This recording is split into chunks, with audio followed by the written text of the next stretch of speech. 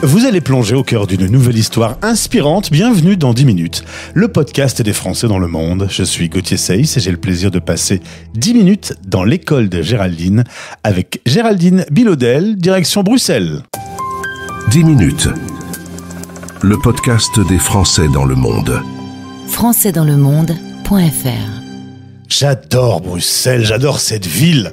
On y est bien. En vrai, c'est pas très loin des studios de la radio. C'est pour ça que je connais si bien cette capitale belge depuis 2021. Tu y vis, Géraldine. Bonjour, bienvenue. Bonjour Gauthier, merci. Alors, qu'est-ce que tu partages? Est-ce que tu partages mon avis sur la douceur de cette vie bruxelloise? Tout à fait, ouais. Ça fait effectivement 3 ans et demi maintenant que j'y suis et j'apprécie, je dirais, de plus en plus chaque jour qui passe la vie bruxelloise. Et moi, je suis un petit peu en dehors de Bruxelles, donc on a la ville à très près et la forêt de Soignes qui est merveilleuse, la campagne et les Bruxellois, les Belges qui sont très très sympathiques. Leur gentillesse, ouais. On en parlait en antenne justement. Quand on retourne à Paris, on sent une petite différence. Oh, si petite, oui. On sent une grande. Et pourtant, Géraldine, tu es une Parisienne pure souche. Tu as fait ta scolarité, tes études, ton premier travail, tout ça à Paris. Mais là, récemment, vous êtes rentré de Copenhague. Vous avez vécu votre première expatriation. C'était Bruxelles ou Paris. Et il n'y avait pas de question. Tu veux plus, hein, Paris ? Non. Je crois que quand on a goûté à la vie en dehors de Paris, quel que soit l'endroit d'ailleurs, je pense, on n'a pas très très envie d'y retourner. En tout cas, c'est mon cas. C'est peut-être pas la majorité des personnes, mais c'était un souhait qu'on avait de quitter la région parisienne depuis longtemps avec mon mari. Et c'est vrai que cette première expatriation au Danemark en 2017 nous a donné l'occasion de découvrir d'autres aventures. Et quand on a quitté le Danemark en 2021, Paris ou Bruxelles, oui, il n'y avait pas photo. Il n'y avait pas photo, c'était Bruxelles avec beaucoup de joie. Alors, on se retrouve aujourd'hui dans le cadre du partenariat avec Expat Pro. Expat Pro, c'est un réseau d'experts à destination de tous ces Français qui vivent la mobilité internationale. Nous, on va parler de l'école que tu as créée. Faut dire que tu commences à travailler dans le marketing, tu es dans un cabinet de conseil, et puis un jour, chemin faisant, la vie faisant, après un mariage et 4 enfants, tu vas remettre ton parcours professionnel en cause. Tu vas dire, j'ai pas forcément envie de ça, et tu vas reprendre tes études pour devenir prof. En 2010, tu passes le concours, puis tu te mets à enseigner. Là, il y a eu une étincelle qui s'est allumée en disant, c'est parce que le métier que je fais, c'est pas le bon. Exactement, oui. Enfin, ça a d'abord commencé par c'est pas le bon, qu'est-ce que je vais faire, hein, comme tous ceux qui veulent changer d'orientation à un moment donné. Et puis un matin, je me suis vraiment réveillée en ayant une grosse étincelle, comme tu dis, effectivement, en disant c'est ça, je vais enseigner, je vais être prof. Et puis voilà, j'ai découvert ce merveilleux métier en enseignant de manière très classique dans une école, dans différentes écoles primaires en région parisienne. Et voilà, c'était de très, très, très chouettes années. Quelques années plus tard, monsieur a l'occasion de proposer à toute la famille un départ pour le Danemark. Chose faite, vous y allez. En plus, toi, tu es assez motivé par l'idée justement d'apprendre des nouvelles méthodes pour enseigner, des nouveaux systèmes. Tu vas les découvrir en arrivant à Copenhague. Exactement, oui. C'était vraiment ce départ, un peu l'occasion de découvrir d'autres pédagogies, d'autres manières d'enseigner, surtout que donc on est parti avec nos 3 plus jeunes enfants et ils étaient scolarisés en école IB, en anglais, donc découverte d'un système très, très différent du système scolaire français. Donc déjà, voilà, on a mis un peu de temps à comprendre comment ça fonctionnait effectivement. Et puis, je me suis rapprochée de l'Institut français où j'ai pu découvrir ce que ça voulait dire enseigner sa propre langue à des adultes, des enfants, des ados. Donc vraiment une belle découverte que ces différentes ambiances et puis d'enseigner le FLE, le français langue étrangère et aussi le FLAM après petit à petit dans 2 écoles internationales. Alors justement, on va parler de ton 4e qui va être tout petit quand vous arrivez au Danemark, qui va être baigné dans l'anglais et qui va se détacher tout doucement de sa langue natale. Et c'est là que tu découvres d'ailleurs le concept FLAM, français langue maternelle.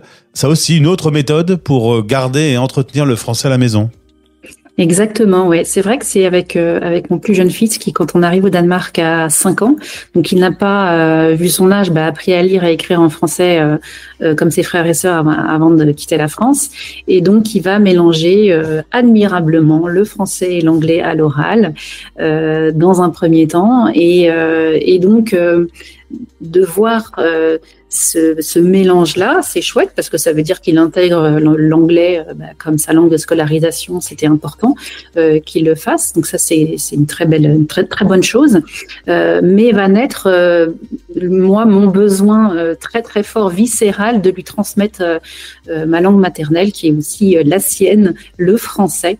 Et donc, je découvre effectivement le FLAM, le français, langue maternelle, et comment transmettre sa langue. Et alors qu'en 2021, vous allez déménager sur Bruxelles, tu vas également faire naître l'école de Géraldine. C'est une école en ligne pour les enfants francophones expatriés. Et c'est avec l'école de Géraldine que tu es chez Expat Pro. C'est donc de cette école dont on va parler. Là, monter ta propre école, c'était quoi? C'était être certaine de faire exactement comme tu voulais? Oui, il y a un peu de ça. J'avais communiqué il y a quelque temps.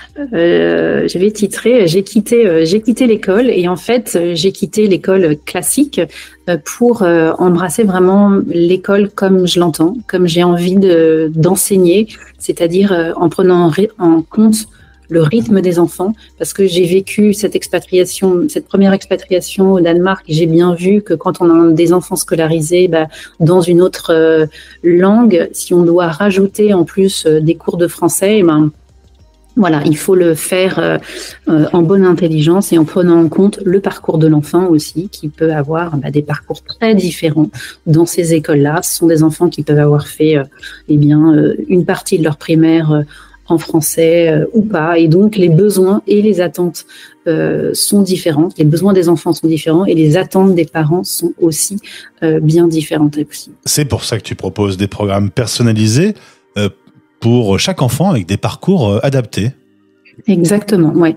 Le principe, c'est qu'on se rencontre avec les parents une première fois, et voilà, je leur pose un certain nombre de questions pour bien comprendre et intégrer le parcours de l'enfant, quelles sont ses connaissances du français, et je vais co-construire avec eux le parcours qui va correspondre aux besoins spécifiques de leur enfant à eux, et pas du voisin.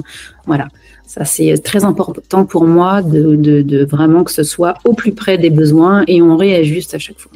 Et le travail en ligne, comment ça se passe avec un enfant ? C'est formidable, ils adorent. C'est très interactif, c'est très rythmé. On peut vraiment varier les différents types d'exercices, d'activités. Et ça se passe toujours extrêmement bien. C'est aussi un espace de parole privilégié pour eux. En général, ils n'aiment pas que leur papa ou leur maman soit à côté, même pour les plus jeunes. On voit qu'il y a des gestes qui disent non, c'est bon, laisse-moi, parce que c'est leur espace, c'est leur temps. Voilà, c'est entre nous, et voilà, il n'y a pas. Bien sûr, les séances peuvent être, elles sont enregistrées, donc les parents peuvent regarder après coup comment ça s'est passé, revoir la notion avec l'enfant, mais c'est voilà, un échange privilégié entre les enfants et moi, et on va d'activité en activité, d'exercice en exercice, pour à chaque fois apprendre, progresser sur une notion donnée. L'école de Géraldine.com, vous allez découvrir les offres que propose Géraldine. À mon avis, tu as une passion pour la mer et peut-être pour la voile, parce que ça s'appelle embarquement ou croisière côtière ou grand large. C'est quoi? Il n'y a pas beaucoup la mer en plus à Bruxelles? Non, mais il y avait la mer au Danemark. Alors, il y avait la mer au Danemark, je suis d'accord. Ça, c'était bien. Oui, alors effectivement, on ne peut rien te cacher. J'aime beaucoup la mer, et la mer fait partie de ma vie. Et donc voilà, j'ai décidé de donner des noms qui font penser, qui font voyager aussi, pour ces accompagnements-là qui sont entièrement sur mesure, bien sûr. eh bien, à l'abordage. Si vous êtes parent et que vous avez besoin de faire entrer votre enfant dans l'école de Géraldine, vous pouvez la contacter de notre part. Merci pour ce témoignage. Je rappelle qu'on a mis également à disposition un podcast sur les ados et l'expatriation avec ton éclairage sur cet âge qui est parfois un peu dans la partie sombre de l'expatriation. On en parle moins souvent des ados.